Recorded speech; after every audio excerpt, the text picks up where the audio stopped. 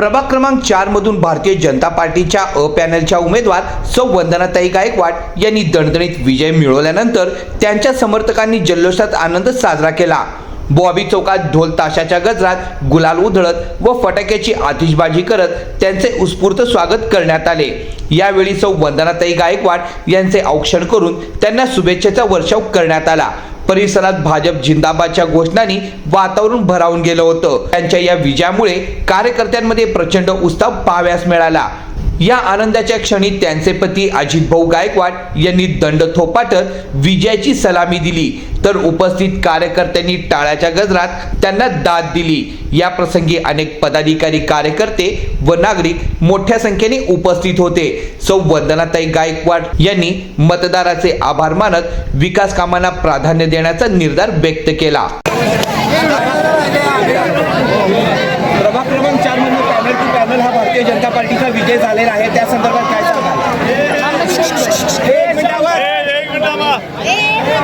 केंद्रात मोदी सरकार, राज्यात देवेंद्रभाऊ फडणवीस यांचं सरकार आणि शहर उत्तरमध्ये माननीय आमदार, आमचे मार्गदर्शक, आमचे माजी पालकमंत्री विजयकुमार देशमुख यांची सत्ता आणि भारतीय जनता पार्टीचे उमेदवार चारही माननीय विजयकुमार देशमुख मालक यांनी जो विकास केलेला आहे आणि त्यातल्या त्यात प्रभाग 4 मध्ये संपूर्ण विकास झालेला आहे आणि या विकासाचा मुद्दा घेऊनच जनतेसमोर गेल्यामुळं जनतेने आम्हाला भरभरून मतांनी विजय केलेला आहे। हा विजय आमच्या एकट्यांचा नसून माझ्या संपूर्ण कार्यकर्त्याचा आणि माझ्या मुकुंदनगर, जम्मावस्ती, जम्माचा, बसवंती प्लॉट, माझे 14 प्लॉट म्हणजे सगळ्याच प्रभागाचा, मराठी वस्ती असेल, गल्ली, कामात गल्ली, मीठ गल्ली, महादेव गल्ली, म्हणजे जेवढं पण माझ्या प्रभाग 4 मधले कार्यकर्ते आहेत ते एका जोमाने आणि एका जुटीने आम्ही सगळेजण लढलेले आहेत। त्यामुळं हा विजय आमच्या एकट्या दुकट्यांचा नसून हा पूर्ण कार्यकर्त्याचा आहे, कारण भारतीय जनता पार्टी हा पक्षच कार्यकर्त्याचा आहे। त्यामुळं हा विजय आमच्या सगळ्यांचा आहे,